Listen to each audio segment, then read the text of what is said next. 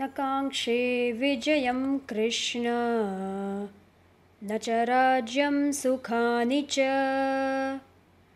किं नो राज्येन गोविन्द किं भोगैर्जीवितेन वा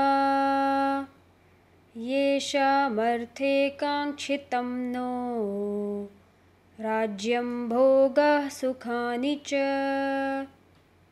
त इमेव स्थिता युद्धे प्राणान् त्यक्त्वा धनानि च.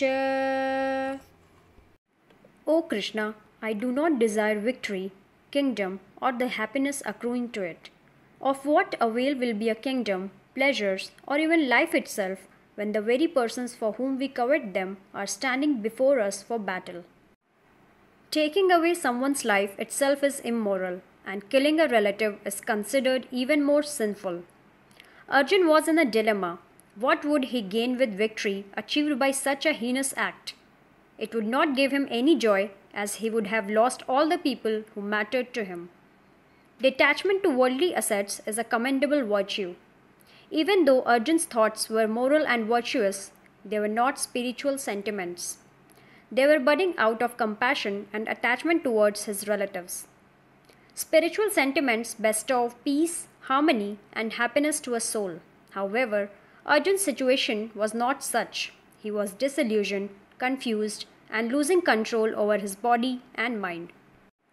Here, Arjun's emotional pain deepens into a powerful moral argument.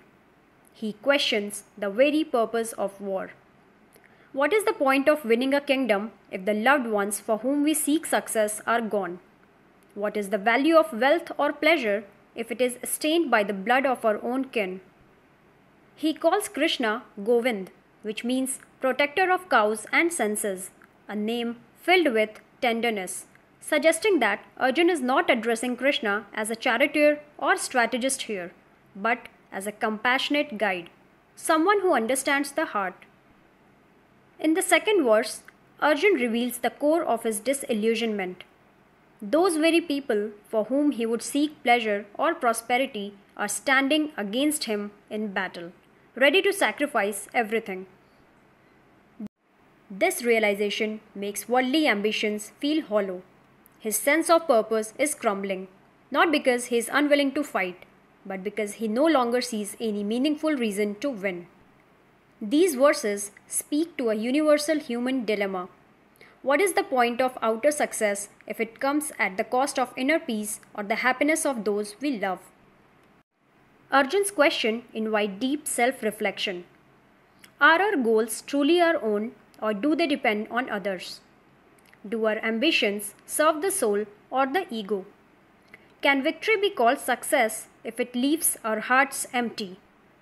Arjun is not renouncing his duty yet, but his attachment to the results, to pleasure, power, and recognition is beginning to break.